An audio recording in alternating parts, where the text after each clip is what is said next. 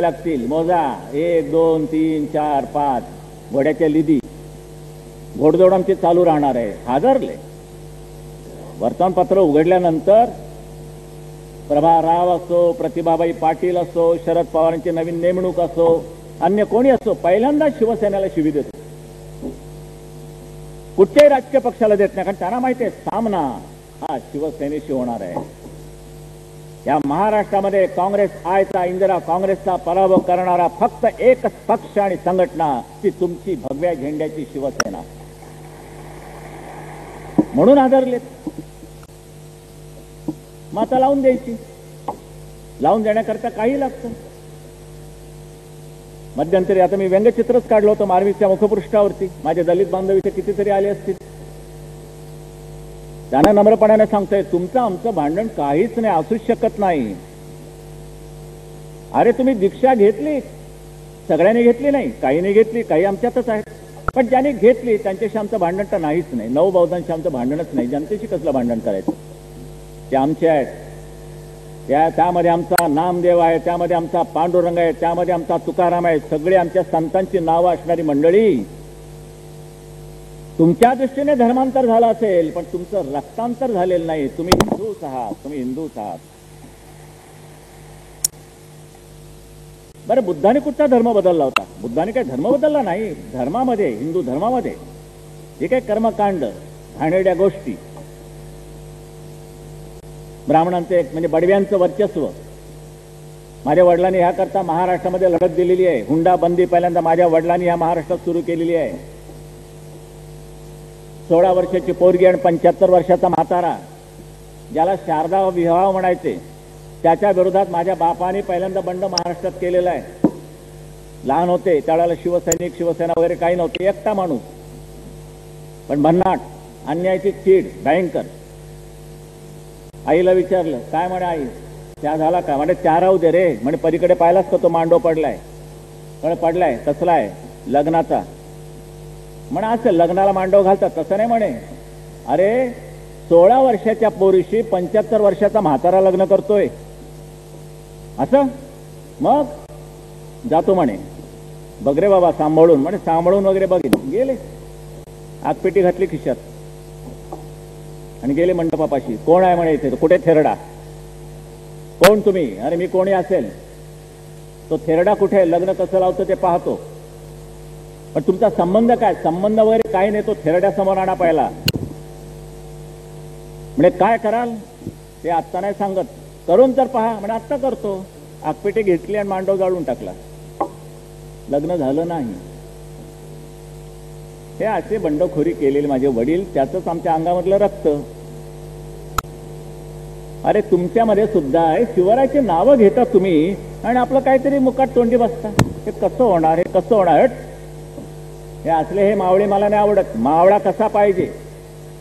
अरे म्हटलं की कारे म्हणून खाडकन 5 बोट गालफडावरती उठवणारा पाहिजे. मला ना जय भवानी, जय शिवाजी. भवानी म्हणेल नुसतेच ओरडतायत, करत काहीच नाही. करत काहीच नाही. मला असं म्हणायचं की मी महाराष्ट्राचा दौरा कशा करता करतोय? माझ्याकरता नाही करत, तुमच्यासाठी करतोय. हे दलितांचे प्रश्न आहेत, सुटले का? आज अनेक दलित, आज माझे बांधव आहेत, माझे कार्यकर्ते आहेत, माझे नगरसेवक आहेत. अरे भीमशक्ती आणि शिवशक्ती जर ह्या महाराष्ट्रामध्ये एकत्र झाली ना, या मी करतो ह्या दलिताला या महाराष्ट्र राज्याचा मुख्यमंत्री मी करायला तयार आहे. पण जरा हुशार पाहिजे, चांगला पाहिजे. नाहीतर आपला आहे जाती करता नाही. मी जातपात शिवसेना मानत नाही. तुम्ही ब्राह्मण आहात, तुम्ही कुणबी आहात, तुम्ही मराठा आहात का कोणी असा, महाराष्ट्रामध्ये आम्ही मराठी आहोत आणि हिंदुस्थानामध्ये आम्ही हिंदू आहोत. ही आमची व्यापक भूमिका आहे. आम्हाला पोट जात मान्य नाही. मी कधीच कोणाला जात विचारली नाहीये. नंतर कळतं हा ह्या जातीचा, हा प्रभू बामणी आहे, खरा मराठा आहे. नंतर कळलं मला, निवडणुकीत कळलं. कारण ब्राह्मणांची मतं ह्या मराठ्याला पडू नये म्हणून नीच डाव काँग्रेसवाल्यांनी खेळला. त्यावेळेला कळलं की हा मराठा आहे म्हणून. तो पण या प्रभूंना मी एका अक्षरानं विचारलं नाही. प्रभू म्हणजे आपण म्हणजे नाही, काय नाही, तो आहेच ना, मराठी आहेस ना, ठीक आहे, काय खाजवत बसलो नाही मी. या आतापर्यंत इतकी लोक आहे औरंगाबादमध्ये, कितीतरी माझे दलित नगरसेवक निवडून आलेले आहेत, पण नेतृत्व नसल्यामुळे आज वाकडा तिकडा प्रकार होतोय. प्रकाश आंबेडकरांना मुंबईमध्ये आम्ही किती मदत केली. जा प्रकाशला बोलवायचे. माझ्या वडिलांचे आणि बाबासाहेब आंबेडकरांचे अत्यंत जवळचे संबंध. बाबासाहेब आंबेडकरांना महाराष्ट्र समितीमध्ये आणायला माझे वडील कारणीभूत आहेत. वडिलांनी आणलं. समर्थांच्या घरी मीटिंग झाली त्यांची, बाबासाहेब आले होते आणि त्यांनी सांगितलं, बाबासाहेब संयुक्त महाराष्ट्रासाठी हा लढा इथे पेटला असताना तुम्ही कुठे आहात? म्हणे काय करावं केशवराव, तुम्ही आलं पाहिजे. म्हणे असं म्हणता? आलो म्हणे. म्हणे आलो नाही, मी उद्या जाहीर करतो, करा, मी तुमच्या बरोबर आहे. हे असली नाती होती त्यांची. खरा ब्राह्मण माझ्या वडिलांनी काढला, पुण्यामध्ये काढला, आणि त्याच्यावरती केवढं आमच्या घरावरती शेण मारा काय, वडिलांची जिवंतपणी प्रेत यात्रा काय, मेलेली गाढवं काय. अय आजच्या पोराने मला शिकू नये. आमचं घराण्याच्याच जाऊन आलेलं आहे आणि होरपळून निघालेलं आहे. प्रश्न काय येतो इथे की कोणाच्या नादी लागलात? तुम्ही बाबासाहेबांच्या अनुयायी ना. मग एका व्यासपीठावरती बाबासाहेब आंबेडकर आणि त्यांच्या बाजूला मस्तान. लोकांनी चिडून उठलं पाहिजे की आम्ही वाटेल ते सहन करू, पण बाबासाहेबांचा हा अपमान आम्ही सहन करणार नाही. या दृष्टीनं तो समाज उठायला पाहिजे. बरं, लावतायत तुमची आमची, मरतायत हिंदू हिंदू.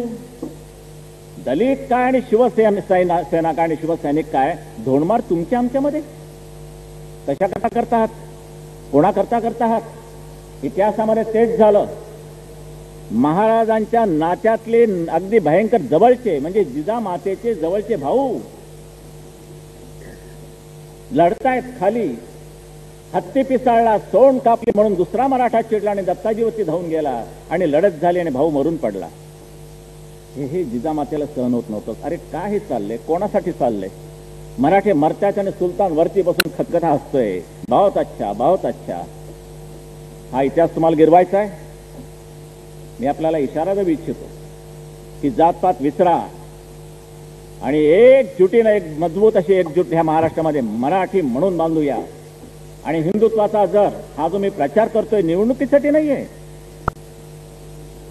हे आमचे राष्ट्रपती आहेत ना आता नवीन झालेले, भूतो मेला, गेले होते पाकिस्तानात श्रद्धांजली आपल्या देशात तर्फे वाहायला. अंगावरती कोट माहिती आहे का? कपडे तर घालून जावंच लागतं. अंगावरती हिरवा कोट. काय गरज आहे तुम्हाला? जा. कारण तुमचे ते प्रोटोकॉल वगैरे वगैरे भानगडी असतात राजकारणात, त्याला श्रद्धांजली व्हा, हरकत नाही. हिरवा रंग का? रंगाच्या विरोधात नाही, पण तो पाकिस्तानात का? आता घालतात का कुठे हिरवा रंग? आणि मद्रासच्या देवळामध्ये ते गेले असताना त्या पुजाऱ्याने सांगितलं की तुम्हाला हे कपडे घालून आत येता येणार नाही, जरा रेशमी बीत कपडे घालूनच यावं लागेल, पण रेशमी धोतर नेसावं लागेल. What is this? How can I am a राष्ट्रपती टुडे.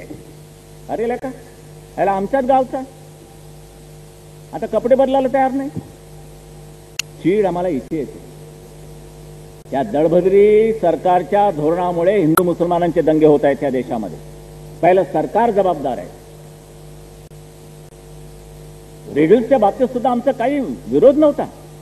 बाबासाहेबांचे विचार आहेत, जरूर आले पाहिजेत. कोणाचेही विचार कुठेही मारता कामा नये. पुस्तक रूपाने छापले गेले, जरूर छापा. खाजगी प्रकाशन जर असतं तर आमचं काही म्हणणं नाही, तो त्यांचा अधिकार आहे. एवढंच कशाला, बाबासाहेबांना आम्ही त्या पलीकडे मानतो. या देशाची फाळणी होत असताना बाबासाहेब आंबेडकरांनी आपल्या पुस्तकामध्ये महात्मा गांधी, जवाहरलाल नेहरू, पंडित पंत, मौलाना आझाद सगळ्यांना झाडून इशारा दिला होता की पहा, देशाची फाळणी करता आहात, पण तत्पूर्वी एक करा की तिकडूनचे जेवढे हिंदू असतील तिकडे आणा आणि इकडूनचे जेवढे मुसलमान असतील ते तिकडे पाठवा. मुठभर जरी राहिले तरी डोकेदुखी होऊन बसल्याशिवाय राहणार नाही. हा बाबासाहेबांचा इशारा त्यावेळचा. जरा दलित मुक्तीवाल्यांना जरा विचारा, कोणत्या मार्गाने तुम्ही तुमचा समाज नेत आहात.